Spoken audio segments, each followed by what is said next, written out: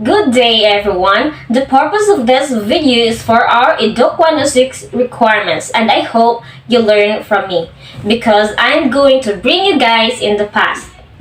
Our topic for today is about the pioneers of modern teaching, focusing on Jane Addams, Maria Montessori, John Piaget, and Paulo Freire. But before we proceed, let me introduce myself. I'm Cheryl Berdahe, 20 years old, pursuing bachelor's degree in secondary education, major in science at Caraga State University main campus, and I will be your discussant for today's video. Are you familiar with Jane Addams? She is the pioneers of modern teaching. Jane Addams was an advocate of peace, pacifism, and equality. She is born on September 6, 1860 at Cedarville, Illinois, United States. Died on May 21, 1935 at Chicago.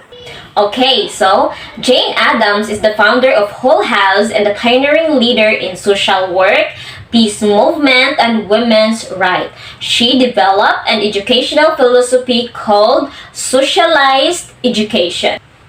She based her educational theory on her efforts to improve the living and working conditions of immigrants in Chicago and to mobilize women to work for social and educational reform.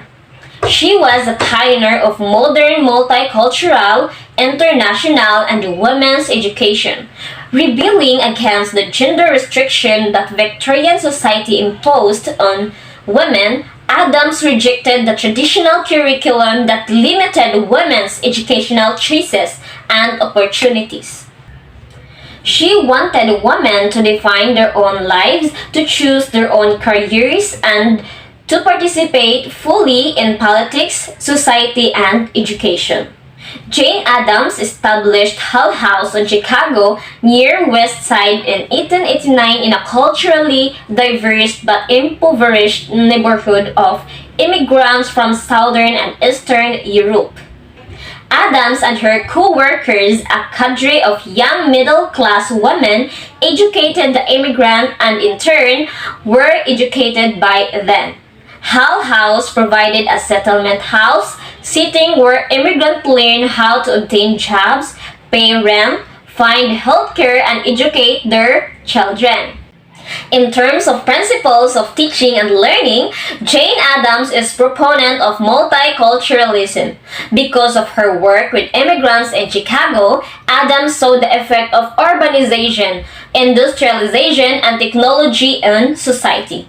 She argued that education had to take on new and broaden social purposes.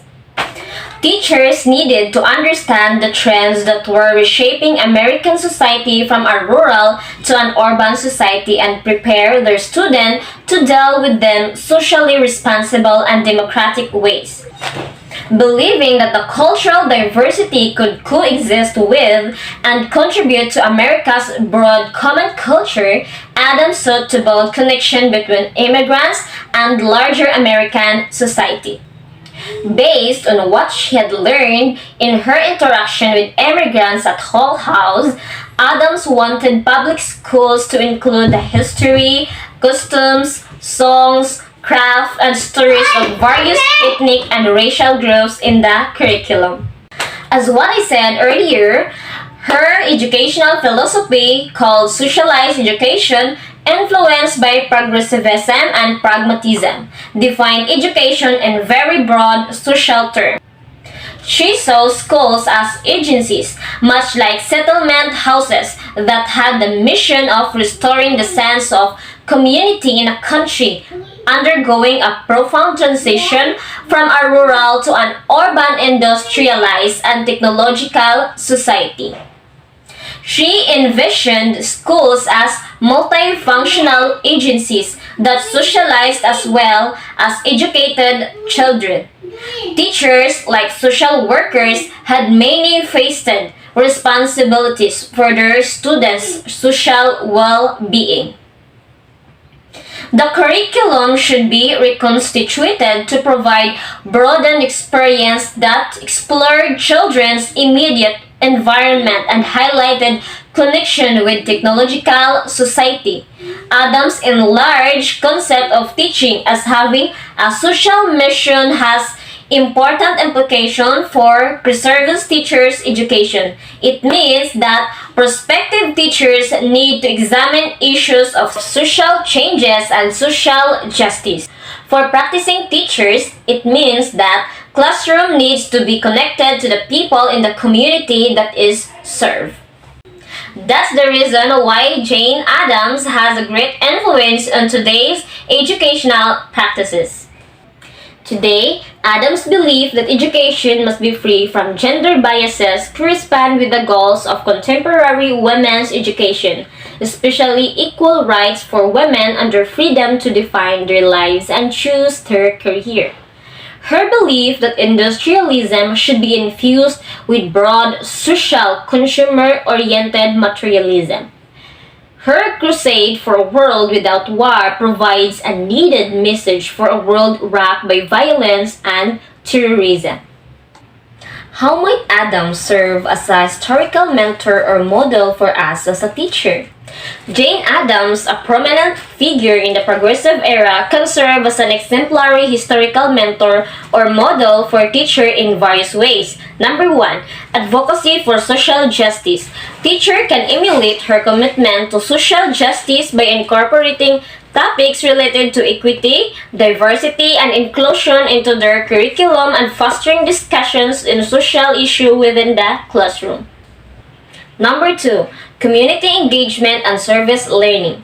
Teachers can follow her lead by facilitating service learning projects that allow students to actively contribute to their communities while gaining a deeper understanding of social issues and empathy for others. Number 3. Emphasis on experiential learning. Teachers can integrate experiential learning opportunities such as field trips, guest speaker, and interactive project to provide students with real-world context to their learning and promote critical thinking and problem-solving skills. Number 4. Promotion of democratic values. Teacher can instill democratic values in their students by creating a classroom environment that encourages open dialogue, respectful debate, and active citizenship. Number 5. Empowerment of marginalized communities. Teacher can follow her example by creating inclusive and supportive learning environments that celebrate diversity, challenges stereotypes, and empower students from historically marginalized backgrounds to succeed. By drawing inspiration from Jane Addams, teachers can play a vital role in fostering a new generation of socially responsible and civically engaged individuals who are equipped to address the complex challenges of the modern world. Let's proceed to the next pioneers of modern teaching. Are you familiar with Maria Montessori? Maria Montessori was born on August 31, 1870 in the town of Chiavari, Italy, and died on May 6, 1952 at Nordwijk, Netherlands. The Italian educator Maria Montessori devised an internationally popular method of early childhood education. Like Pestalozzi and Froebel, Montessori recognized that children's early experiences have an important, formative, and continuing influence on their later lives. As a pioneering women's educator, she vigorously challenged those who, because of sexist stereotyping, argued that women should not be admitted to higher and professional programs of study. Defying the barriers to women's education, Montessori was admitted to the University of Rome and became the first woman in Italy to be awarded the degree of Doctor of Medicine. As a physician, Montessori worked with children categorized as mentally handicapped and psychologically impaired. Her methods with these children were so effective that she concluded they were useful for all children. In terms of principle of teaching and learning, she emphasized on structured work. In 1908, Maria Montessori established a children's school, the Casa di Bambini, for impoverished children in the slums of Rome. In this school, Montessori fashioned a special prepared environment that featured methods, materials, and activities based on her observation of children. She also refined her theory by doing extensive research in the theories of Itard and Siken, two early pioneers in special education. Montessori argued that children, contrary to the assumptions of conventional educators, possess an inner need to work at what interests them without the prodding of teachers and without being motivated by external reward and punishment. Children, she found, are capable of sustained concentration and work, enjoying structure and preferring work to play. They like to repeat actions until they master a given skill. In fact, children's capacity for spontaneous learning led them to begin reading and writing on their own initiative. Montessori's curriculum included three major types of activities and experiences. First, practical. Second, sensory and formal skills and studies. Children learn to perform such practical activities as setting the table, serving a meal, washing dishes, tying and buttoning clothing, and practicing basic manners and social etiquette. Repetitive exercises develop sensory and muscular coordination. Children learn the alphabet by tracing movable sandpaper letters. They learn to write and then learn to read. They use colored rods of various sizes and caps to learn counting and measuring. The Montessori school designed pre-planned teaching, didactic devices and materials to develop children's practical, sensory, and formal skills. Example, include lacing and buttoning frames, weights, and packets to be identified by their sound or smell. Because they direct learning in the prepared environment, Montessori educators are called directresses rather than teachers. Under the guidance of the directress, children use the Montessori apparatus in a prescribed way to acquire the desired skill, mastery, sensory experience, or intellectual outcome. Maria Montessori has a great influence in today's educational practices. Today, Montessori's pioneering contribution to education was her emphasis on the formative power that early childhood learning has for later lifelong development. Among her significant educational contributions were her concept of sensitive periods, phases of development during which children are ready to work with materials that are especially useful in sensory, motor, and cognitive learning. Belief that children are capable of sustained self-directed work in learning a particular skill, and emphasis on the school as part of the community and the need for parent participation and support. She anticipated the current movement to provide earlier enrichment opportunities for young children. Among the thousands of Montessori schools worldwide, 6,000 operate in the United States. Most of these are private schools, enrolling children between the ages of 2 and public school systems, especially as magnet or charter schools. Although some universities have Montessori training program, most Montessori training programs are private associated with either the American Montessori Association or the Montessori International Society. This association followed Montessori's admonition that pre-service training should closely follow the method she designed.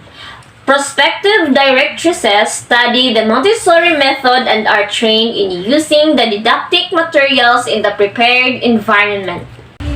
How might Montessori serve as an historical mentor? Maria Montessori served as an historical mentor or model for teachers in several ways. Number 1. Child-centered approach. Teachers can learn from her focus on observing and understanding each child's unique needs and interests and adapting teaching methods accordingly. Number 2, respect for individuality. Teachers can emulate this approach by fostering an environment that values diversity, autonomy, and self-discovery among students. Number 4, teachers can create conducive learning spaces that are organized, aesthetically pleasing, and equipped with age-appropriate materials to support student exploration and learning. Number 5, lifelong learning. Teachers can inspire students to become self-directed learners who actively seek knowledge and engage with the world around them. By embracing Montessori's principles and praxis, teachers can create nurturing and empowering educational environments that foster holistic development and academic excellence in their students. Next is Jean Piaget. Jean William Fritz Piaget was a Swiss psychologist known for his work on child development. He was born on August 9, 1896 at Neuchâtel, Switzerland. Died on September 16, 1980 at Geneva, Switzerland. He developed significant pioneering insights into children's cognitive, moral, and language development instead of philosophical speculation. Piaget used clinical observation to discover how children construct and act on their ideas. In terms of his principles of teaching and learning, Piaget discovered that children construct their concepts about reality by actively exploring their environment. According to Piaget, intelligence develops through a series of stages, characterized by the child's set of mental structures and operation at a particular age. With each new stage, children develop new mental abilities that enable them to reconstruct the concept they constructed at an earlier stage into a more complex cognitive map of the world. Based on his stages learning theory of development, Piaget identified four qualitative, distinct but irrelated periods of cognitive growth. These are sensory motor stage, pre-operational stage, concrete operational stage, and formal operational stage. The sensory motor stage from birth to 2 years when children learn by actively exploring their immediate environment. Children begin their earliest environmental exploration using their senses, their mouths, eyes, and hands. Displaying a largely nonverbal intelligence, they learn to coordinate her senses and to construct simple concepts of space, time, and causality at the visual, auditory, tactile, and motor levels. These rudimentary concepts, however, are limited to children's immediate situation.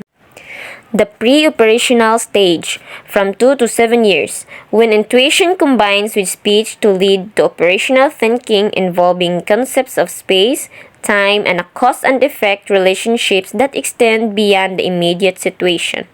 Children now reconstruct their concepts by grouping and naming objects. They use signs and symbols to represent their ideas and experiences as they reorganize the mental structures and networks constructed in the first stage into a more complex, higher-order view of reality. The concrete operational period from 7 to 11 years, when children began thinking in a mathematical and logical way.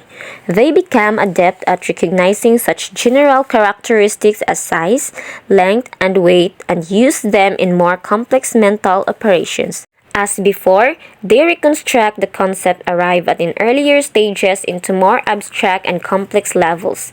Coinciding with the years of elementary schools, children in the concrete operational stage exercise their reasoning skills and deal with clock and calendar time, map and geographical space, and experimental cause and effect. At the formal operational period from age 11 through early adulthood, individuals deal with logical propositions and construct abstract hypotheses. They now understand and interpret space, historical time, and multiple cause and effect relationships. They use such multivariate thinking to construct possible plans of action.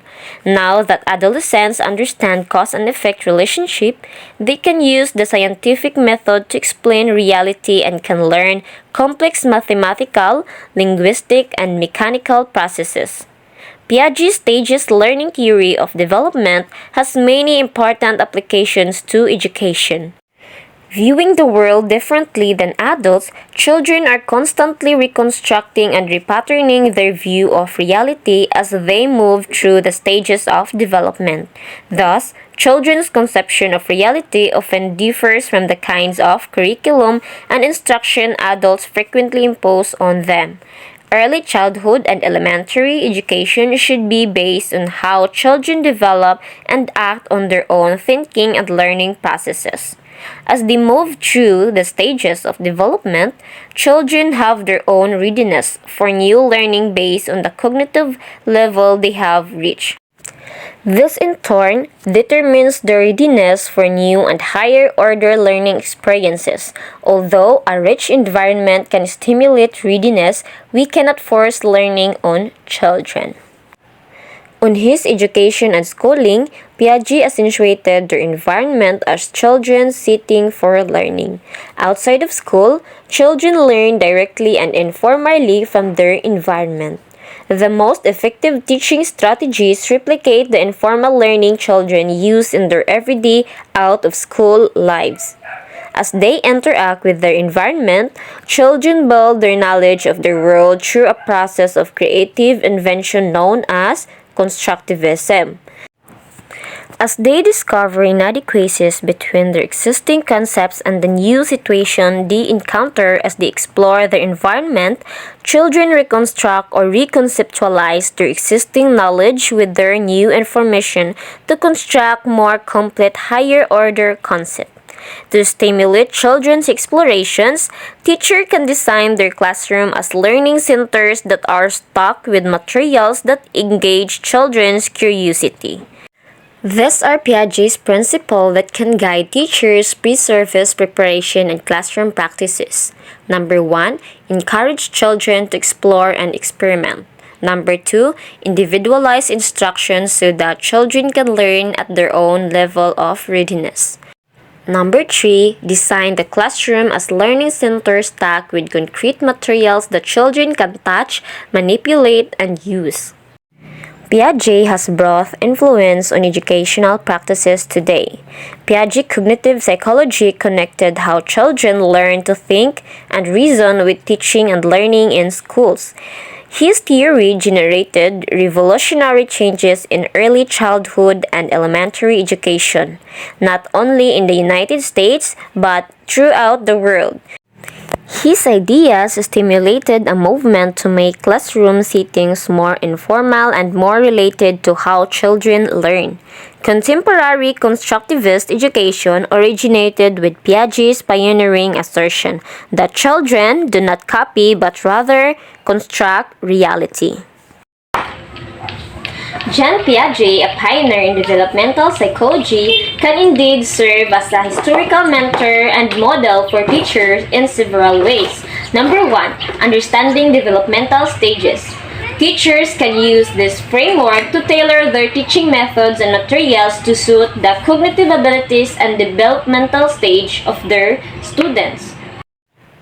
Number 2. Promoting active learning. Teachers can incorporate activities, experiments, and problem-solving tasks into their lessons to encourage active engagement and critical thinking among students.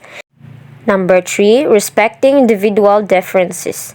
Teachers can adapt differentiated instruction strategies to accommodate diverse learning needs and pace among their students, thereby promoting inclusive classroom. Number 4. Encouraging scaffolding and peer interaction. Teachers can facilitate peer learning activities, group discussions, and cooperative projects to promote scaffolding and peer interaction, enabling students to learn from each other and construct new knowledge collaboratively. Number 5. Emphasizing discovery learning. Teachers can design inquiry-based learning experiences that encourage students to question, explore, and discover knowledge independently, fostering a deeper understanding and long-term retention of concepts. By embracing Piaget's insight and principles, teachers can create enriching learning environments that foster intellectual curiosity, critical thinking, and lifelong learning among their students. Paulo Freire, a Brazilian educator and philosopher, born on September 19, 1921, died on May 2, 1997, developed his philosophy of liberation pedagogy while working on a literacy campaign among the impoverished illiterate peasant and urban poor of Brazil, his native country. For Freire, literacy meant more than learning to read and write. It raised people's consciousness about conditions of their lives, especially those that exploited and marginalized them. Freire's pedagogy of the oppressed established the foundations of his theory of liberation pedagogy, an educational theory designed to empower people to resist and overcome the forces that oppress them. In terms on his principle of teaching and learning, an important goal of Freire's philosophy is conscientização, a Portuguese word meaning to be conscious and critically aware of the social, political, and economic conditions and the contradiction that affect in a person's life. To raise their consciousness, students in dialogue with their teachers must study their own life stories and the collective histories of their racial, ethnic, language, economic, and social groups. They must consciously examine the objective condition in which they live, identifying those conditions and persons who limit their freedom for self-definition. Freire's education and schooling asserted that the school's curriculum and instruction can either indoctrinate students to conform to an official version of knowledge or it can challenge them to develop a critical consciousness that empowers them to engage in self-liberation. For example, an official version of history that celebrates the achievements of white Euro-American males and minimizes the contribution of women, African Americans, Latinos, and other minority groups creates a false consciousness.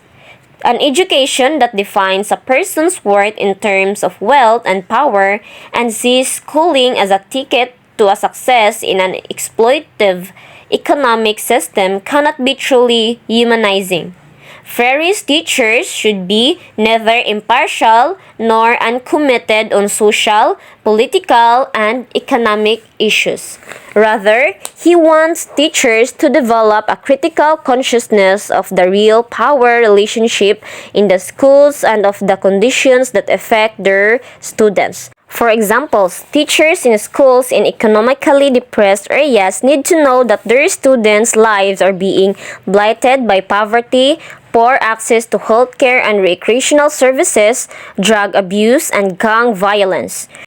When they understand the true reality of their school situations, teachers can resist this oppressive condition and work to empower their students. For Freire, real learning takes place as teachers and students engage in an open and ongoing dialogue. He attacks instruction that lead to false rather than critical consciousness in student perception of reality. An example is teacher talk. Teacher talk implies that teachers can transmit knowledge to students by telling them what is true. Students memorize what the teachers say and passively deposit it in their minds for later recall. Freire calls by teacher talking student listening method educational banking, in which each bit of information is deposited to be cached in the future, usually for an examination. The standardized tests used in the contemporary standards movement, such as in No Child Left Behind, are an example of the banking model. The tests, constructed from officially transmitted knowledge, sort students into groups, often isolating marginalized students and thereby reproducing the inequalities of the existing system. Ferry has broad influence on educational practices today. Ferry is esteemed as genuine educational reformer and pioneer by contemporary critical theorists. Ferry worked to transform teaching and learning from the limited concept of transmitting information to engaging in the project of completing one's identity and meaning in a world that needs to be made more equitable, humane, and just. According to Ferry, pre-service preparation should involve future teachers in dialogue in which they critically assess the social, economic, and political conditions that have an impact on schools. In their classroom practice, teachers should help students to work for social justice by creating a true consciousness that exposes the conditions that marginalize them and their communities. Paulo Freire, a renewed educator and philosopher, can serve as a historical mentor or model for teachers in several ways. Number 1. Critical pedagogy. Teachers can emulate his approach by encouraging students to question, analyze, and challenge existing social structures and systems. Number 2. Dialogue and collaboration. Teachers can adapt his methods by fostering open communication and creating an inclusive learning environment where students feel empowered to express their ideas and perspectives. Number 3. Empowerment and liberation. Teachers can follow his example by helping students develop a critical consciousness of their social reality and empowering them to become agents of change in their communities. Number 4. Contextualized learning. Teachers can design curriculum and learning experiences that resonate with students' background, cultures, and interests. Number 5. Reflection and praxis. Teachers can encourage students to reflect critically on their experiences, analyze social injustice, and take action to create positive change in society. By embracing Ferry's principle and methods, teachers can create transformative learning experiences that foster critical thinking, empowerment, and social justice among their students. We can look to these pioneers for insight that may aid us in understanding and solving current problems in education. As we appraise this present-day educator, we can try identifying those we think will become a pioneer in education, whose ideas will aid teachers in becoming reflective and effective in their classroom. Thank you for listening, and I hope you learn a lot and know the pioneers of modern teaching.